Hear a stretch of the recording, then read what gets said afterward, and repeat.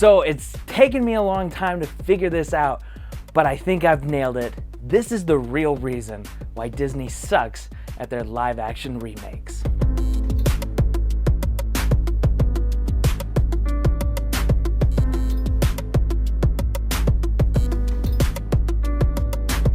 Okay, look, I totally get it. Live action remakes of our all-time favorite animated movies that we hold near and dear to our hearts, who's not gonna wanna be a part of that? I've even been pretty excited for these, and I can say that I've seen some of these in the film and left mildly happy. And yet it's the mildness and mediocrity of it all that confuses the heck out of me. Why ever settle for mediocre when the source material is amazing? The science, Disney, doesn't add up, and I don't understand how it's happening. And yet I look back at the last 10 years of live action remake movies and compare them side by side, if not right next to each other, and see that they're the same movie.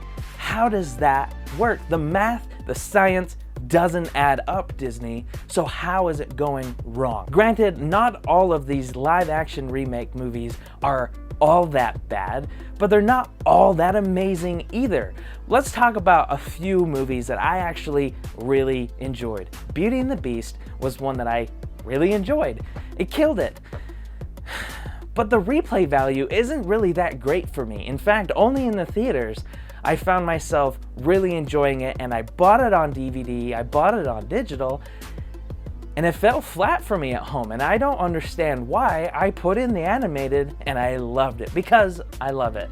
My daughter liked both of them, so I guess that's a win. The one that gets a lot of praise is Jon Favreau's Jungle Book, and I gotta say, that was okay. It was okay. I am not in the group there, but the CGI was pretty amazing. It was cool to see a live human being have to act around all of these fake CGI nothing and put them in later in post. Pretty cool stuff, and yet it's something that's been done so many times. Jungle Book this, Jungle Book that. Not only that, but we got more Jungle Book remakes on Netflix, and there's so many of those. Why even try? Then you got Guy Ritchie's Aladdin, which actually was a pretty worthy effort in my opinion. There were some huge technical errors that I can never forgive. Ever, Guy. What are you thinking? Ritchie, that ain't rich. But I can appreciate the attempt to make us all be mystified by that nostalgic feeling, and yet that's all that really is going for all of these live action remakes. Jon Favreau's answer to Jungle Book was Lion King, which was a shot-by-shot carbon copy with amazing CGI, and yet everybody walked out of there saying the original was better. Now, I know that that's a biasy, but let's break this down a little bit. Why did it work so well for 1994's animated Disney classic, The Lion King, compared to its amazingly CGI'd, tripped out 2019 Jon Favreau edition? And that's because there wasn't any emotion. And yes, that has been said so much. The emotion in it was next to nothing, and that's what animation gives us. It gives us things that necessarily aren't all the time animated, a personality, and it gives that emotion. Colors speak super loud when it comes to animation. When it comes to CGI, when something is real, animals to us humans have no emotion. Of course, that was never gonna work, and I really never held that to that expectation. But if you're gonna make a carbon copy of that movie, you better deliver when it comes to the emotion that the original did so well. And I get that that's not what real life does with animals, but you better step up your game if you're going to make a shot-by-shot remake. Whew! Now that all of that is out of my system, it might be safe to say that the reason why Disney is falling flat on its remakes of their animated classics is because they're not animated enough. They're not wondrous enough. And I could probably say that's only less than half of the problem. Remember how we look back in Disney's 10 years past to examine all of their live action remakes? Well, actually within that time, there's been a lot of movies that have come out. Most of them, mind you, are animated. And Disney, they should be doing that because Disney is an amazing animated studio. I mean, that's how they got their start in the first place. Of course, they're going to make awesome things. And then they started dabbling in live action movies, and that's great. They've been doing that for a long time, and yes, there are a lot of great things. But looking back in that 10 years, there actually isn't anything original or anything that stands out when it comes to a live action movie that Disney has created that is not based upon one of its past films or anything that could be a sequel. Back in the early 2000s, there are classic Disney live action movies, but there aren't necessarily too many to go off of. National Treasure, great movie. Pirates of the Caribbean, groundbreaking. Haunted Mansion, not so much Haunted Mansion. Sorry, I'm sorry. And that's kind of what I'm getting at, is the fact that Disney kind of sucks at live action movies. And they only do really well when it comes to animated movies. I mean, seriously, you liked Wild Hogs? You liked Old Dogs? You like Air Bud, bro? Seriously though, Disney's live action movie game is not very awesome. In fact, it's fallen short many a times. The most original movie that we have gotten from Disney that's a live action that is not based upon an animated movie was the BFG by Steven Spielberg. Now, remember that one? Meh. And so it makes sense, coming up with a weakness to meet with a strength. Animated and live action. Combine them together to see what you get. Yet, you went straight for the jugular rather than taking it slow. And if there's anything that we've learned from franchises in the past in film, it's you take it slow. I'm looking at you, DC. The reason for the MCU's success is because they did it slow and steady. And even though Disney's live action remakes is not necessarily a franchise, they should have been doing that from the beginning. Now, one could say that that's what they have been doing for a while now. Cinderella and Beauty and the Beast and 101 Dalmatians.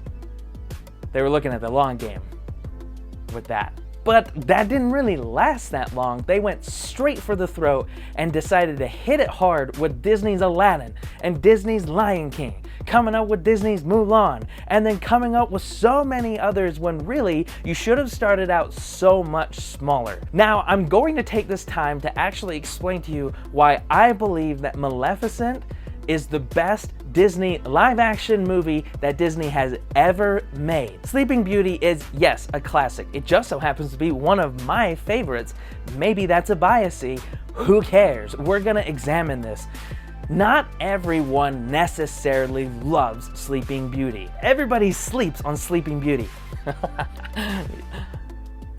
If I'm wrong, let me know. But like when it compares to Beauty and the Beast and freaking Moana and any other Disney princess before that, Sleeping Beauty gets forgotten a lot, and it shouldn't, because it was super groundbreaking on amazing art that actually never got to see the light of day ever again just because it was too expensive. And yet Disney could probably do that and bring it back if they wanted to.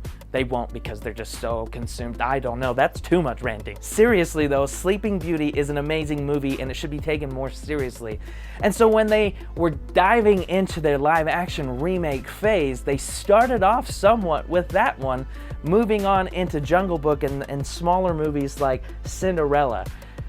But what they did with Maleficent was that they took something that we already knew and loved and built off of that because it was safe. Not everybody super loves Sleeping Beauty, so they thought that they'd try it out. And yes, not super well received, and no, it's not the greatest movie in the entire world, but it built off something that I already loved and built that universe bigger and gave me a different perspective, which is what these Disney live-action remake movies really should be. Now, I'm not necessarily saying that we should have seen Lion King from all of Timon and Pumbaa's point of view. even though that probably would have been a lot better now that 2019 showed us that that was a better side of that movie. What I'm saying is what they are doing isn't what they should be doing. What they should be doing is giving us a different experience. Rather than changing one line or one scene or one angle to give us a different feel, they should be giving us a different perspective so that not only us who grew up with it can have a new experience, but a next generation can enjoy both of those. Disney, if you really want to honor these amazing classics, why not re-release them in theaters? Why not give us that experience with that next generation so that they can enjoy it while you take the time to write original content, more unique content that we can, both generations, can enjoy together. With that, you could make this and the new generation enjoy something they both love together, while also creating something that they can enjoy in the future together. This doesn't make sense to me. None of this makes sense, other than the fact that it's such a huge cash grab, which I'm not going to chastise a company for something like that. But for you to be such an integral image in not only my generation, but in all generations past time, you should be doing so much better. You should be blowing us away. And blowing us away with CGI doesn't cut it, because it takes character and heart and emotion, and y'all got none of that lately.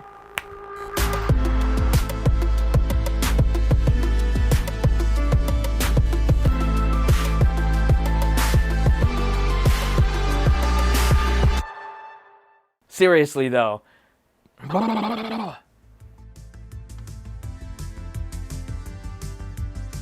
thank you guys so much for tuning in here today at Nerdy Blurb TV and checking out this video. Consider subscribing if you're into this kind of stuff, because we like to keep it nerdy here and interact with cool individuals such as yourself. Have a great day.